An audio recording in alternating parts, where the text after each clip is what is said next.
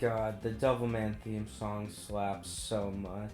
If you're a part of my audience, you probably already know what Devilman Crybaby is. It's the Netflix adaptation of the Devilman manga by Masaki Yuasa, who also made Taitami Galaxy, which is probably one of my favorite animes of all time. It's so good. And he's directed movies with some of the most creative art direction I've seen in a while.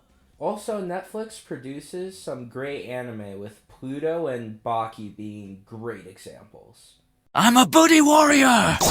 And I could say, without a shadow of a doubt, that Devilman Crybaby is a masterpiece. I've made it a yearly tradition for me to watch all 10 episodes every year since it came out in 2017 because of how much it affects me emotionally. I don't even mean it in a good way. Sometimes I've watched it and I feel so depressed afterwards that I have to go lay down and cry. And other times, the show makes me so happy to have the people around me, giving me determination to have empathy for others. Crybaby is such an emotional roller coaster, as you can tell. Love and prejudice are the most prominent themes in the story. It will also pull zero punches in representing these themes in the narrative. Like, this show will lift your spirit into the stratosphere and then make it plummet into the depths of hell.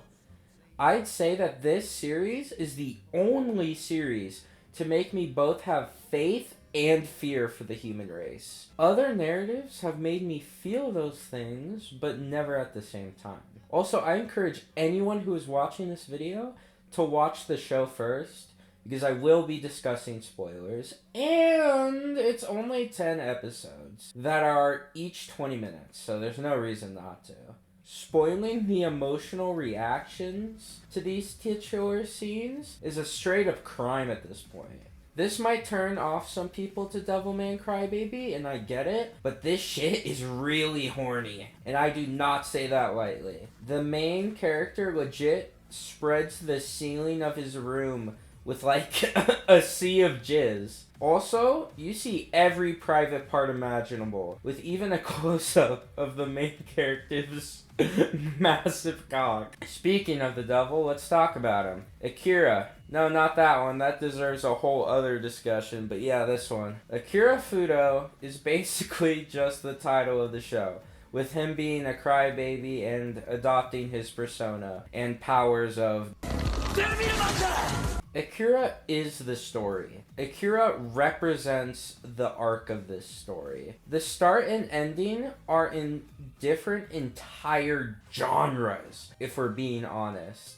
Going from about a high school wimp to literally everyone in the world dying is such an engaging experience to follow in the span of about 3 hours of runtime. Also, yes, these are the same person, and no one questions how strange the change actually is.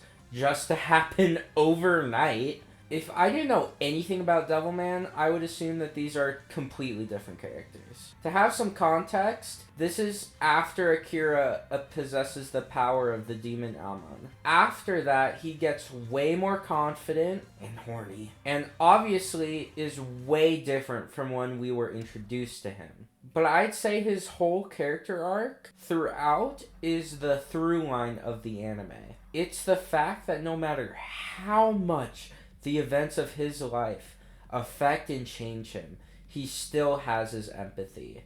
The supporting characters are also representative of this theme. Ryo, Akira's childhood friend, to put it simply for the video, just does not give a fuck about anyone. If you want to see an actual dissection of Ryo, watch this video, because, dude, Ryo's fucking complicated. If they're teenagers at a rave, just kill them to bring more demons out. You gotta do what you gotta do, you know? If it's the mom of the guy who saw Akira as Devilman and who might leak his identity, kill the mom, because she might see the evidence, you know?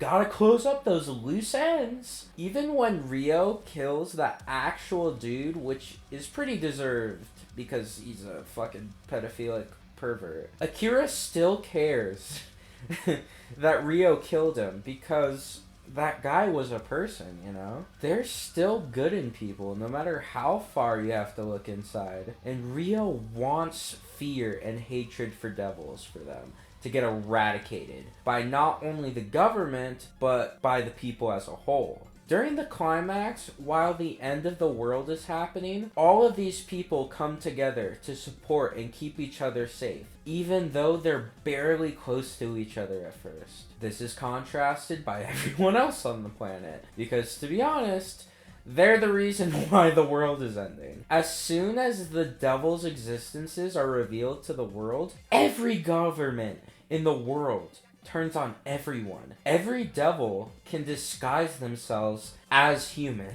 So society does what they do best and divides themselves.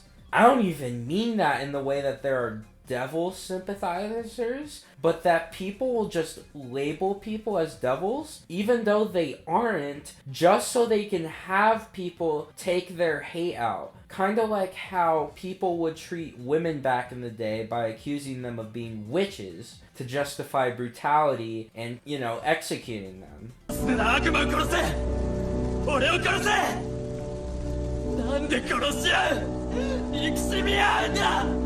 In the beginning of the story, Akira just kills devils because it's what he's got to do to protect humanity, you know, womp womp. But as we continue, we see different sides to devils and humans, blurring the line in between the two.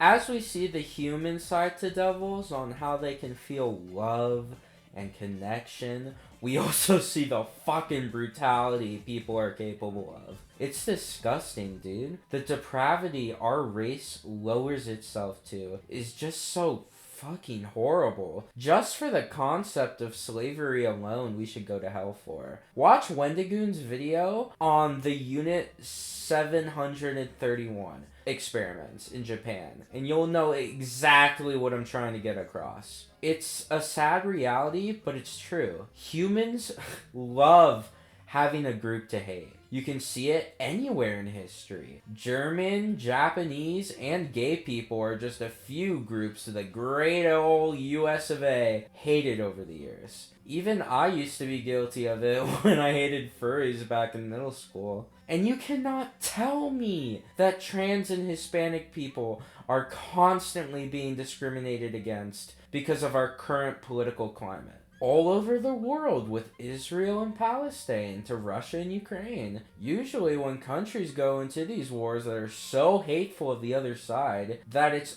all people need to go fight for their country and die for it even. Have you seen propaganda cartoons in North Korea? Jesus Christ!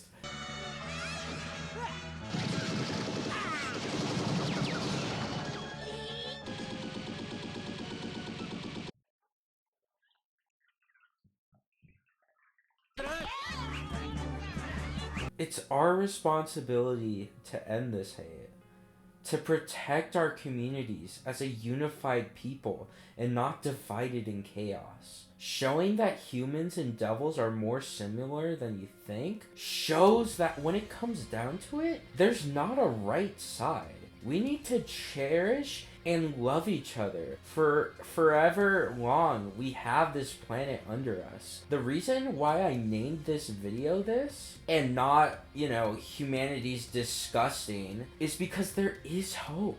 When stories just have the message of everything sucks, we're all gonna die and there's nothing we can do to stop it and everything's gonna end and we're gonna be our end or whatever. I think simplifying literally everyone ever as that is just really dumb and surface level. There's a scene in Devilman Crybaby that obliterates this way of thinking.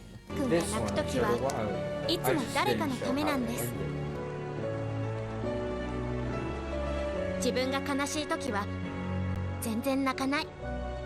Akira's host sister goes online to defend him, say that he's not a demon, that he has a heart like all of us. He loves and cares for people like all of us. He's not a monster that's a murderer. He's a hero, and has saved lives. He cries like us, for us. That more people, if they had empathy unconditionally like him, that the whole world would be better. People respond to this, as you expect. But God, this scene will always make me cry.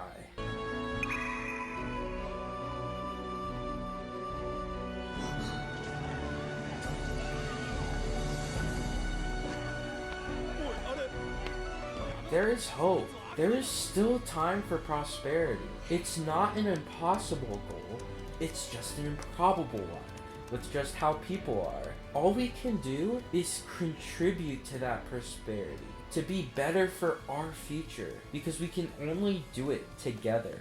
Devilman Crybaby is about connection.